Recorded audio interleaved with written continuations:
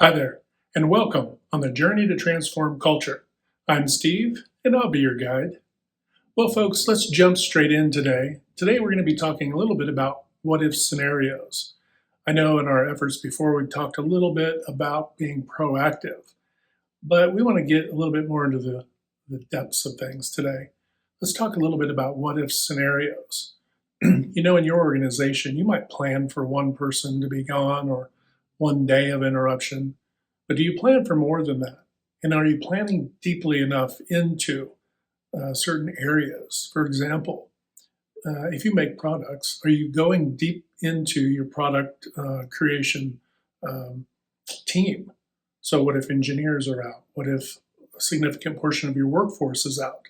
These sorts of things where personnel are the key attribute to your what if scenario.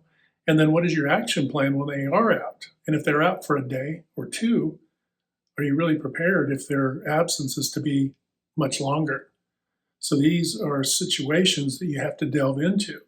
Not only do we have to delve into these as it relates to the people working on our teams, but we also have to delve into it for leadership roles, administrative roles, and what do you do to pick up the slack? How do you get through the tough times?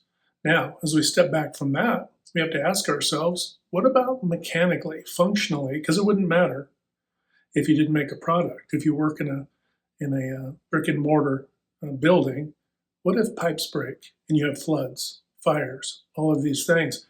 What is your action plan going to be? Do you have an off-site scenario where you can work from an alternate location? So a lot can go into thinking about, wow, what are these what if scenarios? You could get about 100 or more index cards and with your team list out as many what if scenarios. Some of them might be obscure, but many of them are probably likely.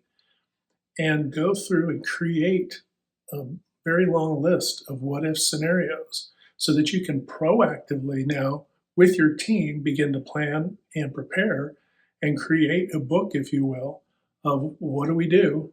What do we do just in case? Get the red binder, and how do we react? And obviously, if you got to make uh, audibles, make a call in between the situation, you have to adjust. You have to adjust. But if you have a basis of a plan, then it can help you to recover. Other scenarios too is what if your power goes out in the location where you work for a significant amount of time? Let's say a week, two or three. Now what do you do? The simplest, easiest thing is to say, well, there's nothing we can do. Everybody's kind of out of it. But are they? There's generators. There's all kinds of scenarios that you can figure out. And while some have generators, go a step further. What do you do? What is, again, an off-site situation where you can pick up the slack and begin to take off again? Now, if you're making a product, that might be a little more difficult. You could extend this what if thinking out into the field, right? And if you go out into the field, you're talking about the sales force. What is the sales force dealing with? And what are some of its challenges and hurdles, especially if they're dealing one-on-one with customers because of product interface, right? So where they have to handle and look at and work with products, not unlike an engineer in a collaborative mode, right?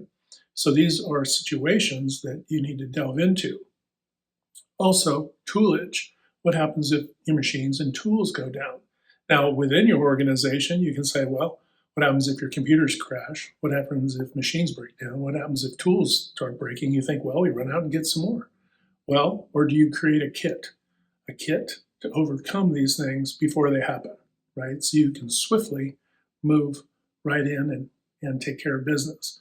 Could be generators, right? Could be control cabinets. Could be a whole host of critical components that are critical to you being able to make product or provide service, right?